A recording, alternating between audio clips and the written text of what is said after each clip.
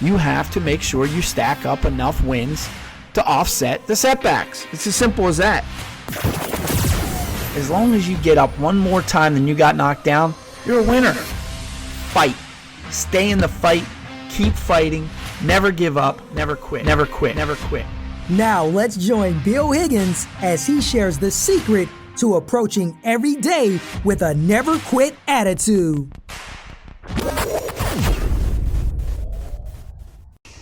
So, you have enemies? Good. It means you've stood for something. Winston Churchill. Welcome back to the Never Quit Podcast. This is Bill Higgins, host of the Never Quit Podcast. And I'm doing something a little different today. You might see this looking a little different than normally. We've tried some video in the past, different times. The audio has always worked out pretty good, but video has been something that me and my little boy Billy have worked on different times, try to make it work. He's getting really good at video editing. He's getting real creative. He likes to have different camera angles. He's learning how to work different apps. And today we're going to try something a little different. So this particular podcast today should be available both audio and video probably around the same time. We're going to do our best to see if we can make that work. So today what I want to talk to you about is using your enemies as motivation. If you can use negative forces in your life as motivation, you'll become unstoppable. Let me tell you what I mean by that. You know how you have like the sun, right? The sun, you can get sunburn. You can get skin cancer from the sun, right? But the sun also can provide solar energy to power things that we use, right? Wind. You know, you could have a tornado and it could, you know, you could lose homes, you could lose property, people could be killed in a big windstorm, right? But we've harnessed the ability of the wind as a power source. We have windmills, the power, generate electricity, things like that. Electricity itself, right? We use electricity. Heck, we use electricity to kill people. The electric chair is a way that we kill people who are sentenced to death, right? But electricity is something we use every day to our own benefit. So when we take negative forces and can find a way to utilize them into something positive, we get a lot of benefits. And in life, if you can use negativity in your life to benefit you, to motivate you, you will become unstoppable. I'm going to read off a list of names here. And when you hear these names, I want you to ask yourself, or just think to yourself, what emotion that generates, okay? Number 1, J.R. Ewing. Negan from The Walking Dead. LeBron James. Tom Brady. Bill Clinton. Donald John Trump. I know that really gets a lot of people. Sean Hannity. Rachel Maddow. Ric Flair. The Dallas Cowboys. The Philadelphia Flyers. The Los Angeles Lakers. The New York Yankees. Hulk Hogan. And this is a real good example I'm going to talk about in a bit. Tiger Woods. Every one of those names generates a strong emotion from anybody who knows who they are. And it could be love, it could be hate. But they generate an emotion. They generate an emotion. Why? Because you know who they are. They've done things that you either loved or hated. And every time you hear their name, it generates that emotion, right? The easiest way to never have enemies in life is to do absolutely nothing. Do nothing, you'll have no enemies. All right? You'll probably have some friends. You have your close circle of friends, family, people you care about. I'm not saying that everybody has to go out there and take on the world, right? But what I'm saying is if you've accumulated enemies, it's most likely because you've done something in life. Now, I'm not saying that you should try to accumulate enemies, but it is a natural byproduct of being successful. It's rooted in jealousy for the most part. People love to hate the names that I just read to you. And there's more. You probably have some that have come to mind right now. There's a long list of them out there. In fact, most successful people, Steve Jobs. You know, you watch this any special about Steve Jobs, there were a lot of people that hated his guts. Apple got rid of him at one point. Apple got rid of him. He was thrown out of his own company. He was that despised.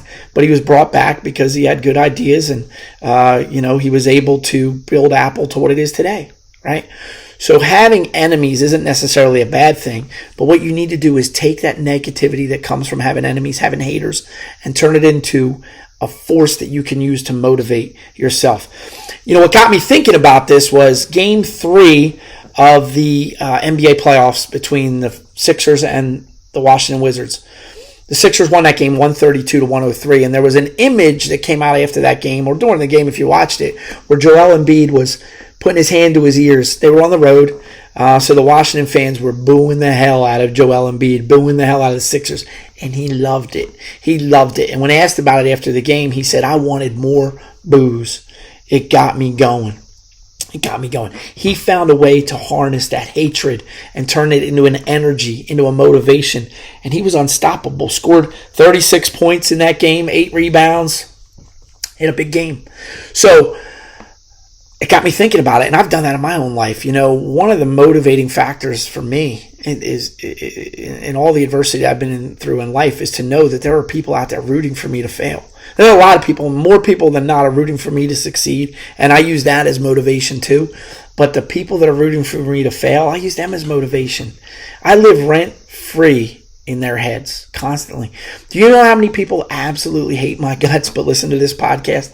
Do you know how many people absolutely hate my guts but read every single thing I post on Facebook? In fact, if I block them, they find a way to get somebody else to let them log into their account to read what I'm posting on Facebook. There are so many people, and I love it. I love it.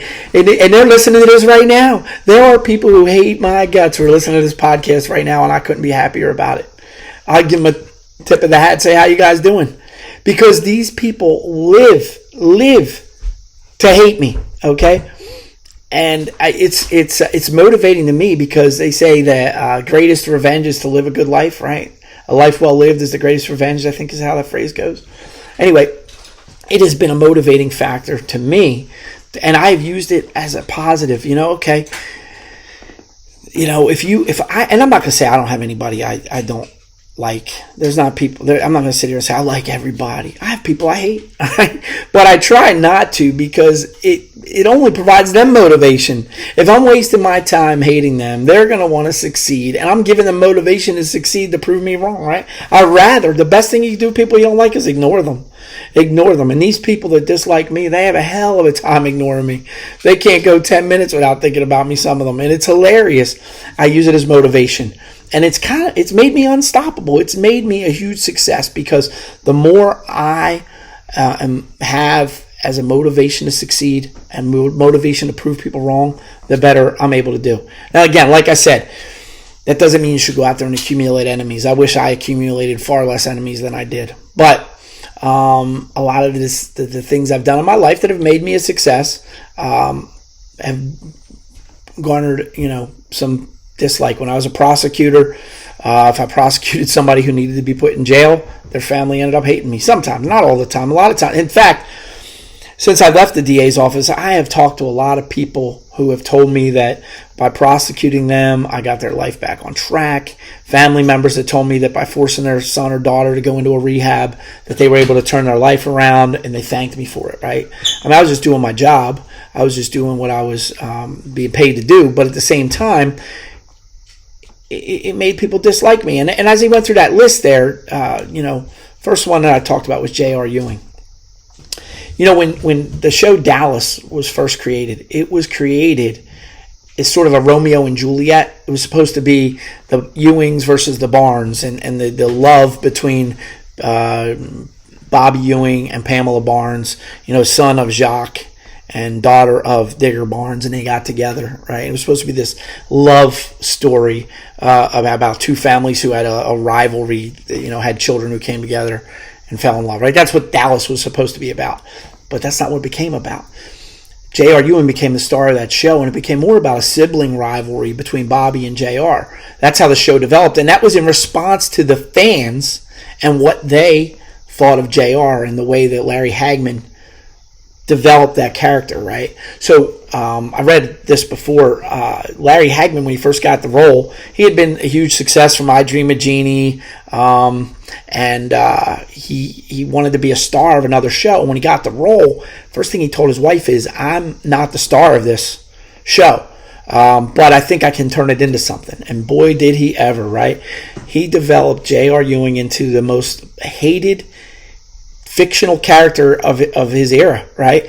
And it was people loved to hate him. They tuned in every week to see if he would fail, right? To see if J.R. Ewing would fail. And there was a whole summer where all people talk about was who shot J.R. It was everywhere. Everybody was looking forward to that season premiere of the show to find out who shot the guy that they loved to hate. And they were hoping he was dead. But they were kind of hoping he was alive because they wanted to have him to watch and root against, right? Sometimes you don't want your enemies to go away.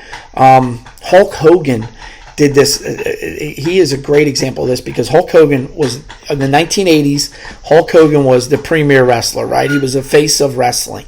And some people hated him for that. People who were real big wrestling fans, pure wrestling fans, they didn't like that Hulk Hogan kind of brought wrestling into pop culture. That was sort of frowned upon, but he was a fan favorite. Everybody loved him. They wanted to see him, fight Piper and fight the Russians and fight the Iron Sheik, and he was the all-American hero, right? But then into the 90s, he redeveloped his character. He rebranded his character, and he became a bad guy.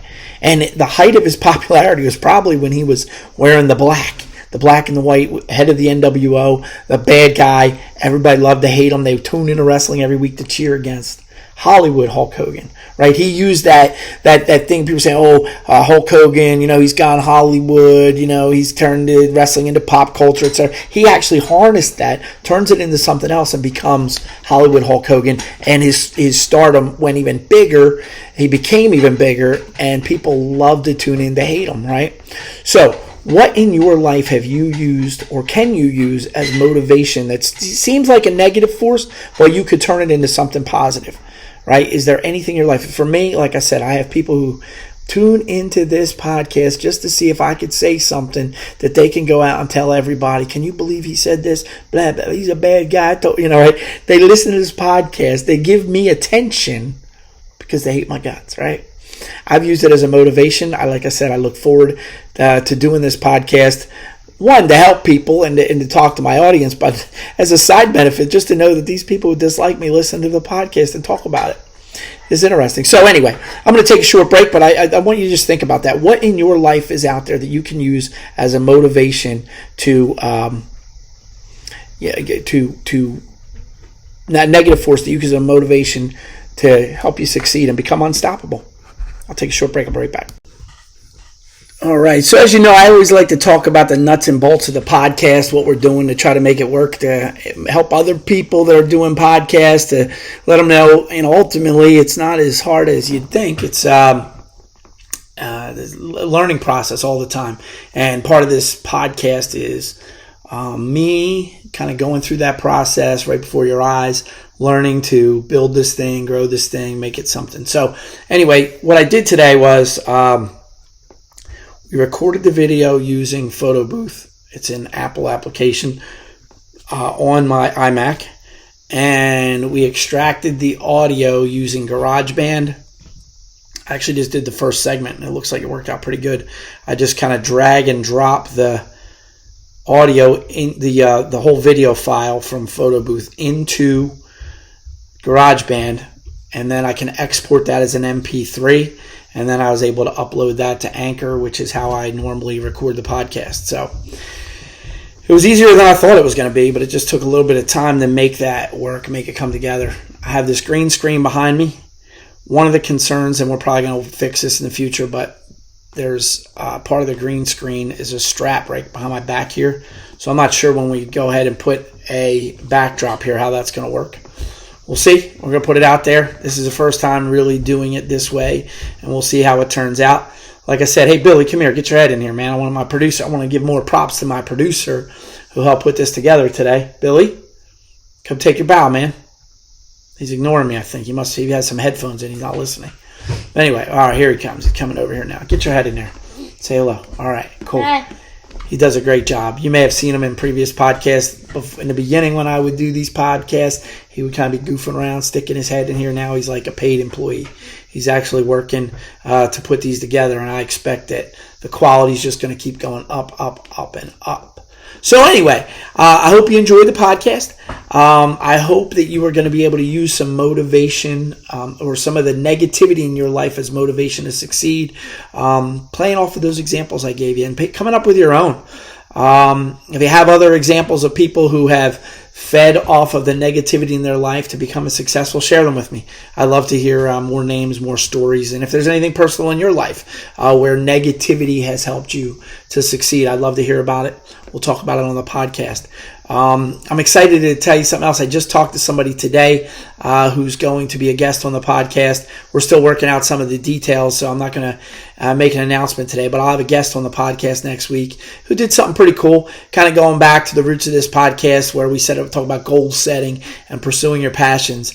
This is somebody who set a goal and pursued a passion and achieved that goal just recently, and I want to get them on here to talk about it. I'm going to share more details. It's just a little tease right now to get your appetite going. Hopefully we'll have that on here for you next week.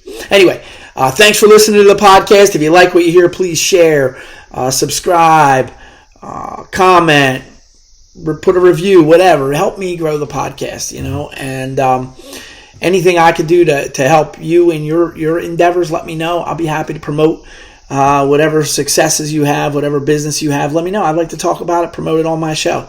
Thanks for joining me, and I hope to talk to you again real soon. And in the meantime, never surrender, never give up, never quit. Remember, tomorrow isn't promised, but today is. Get out there and make the very best of it. Your best days lie ahead of you. Thanks for listening.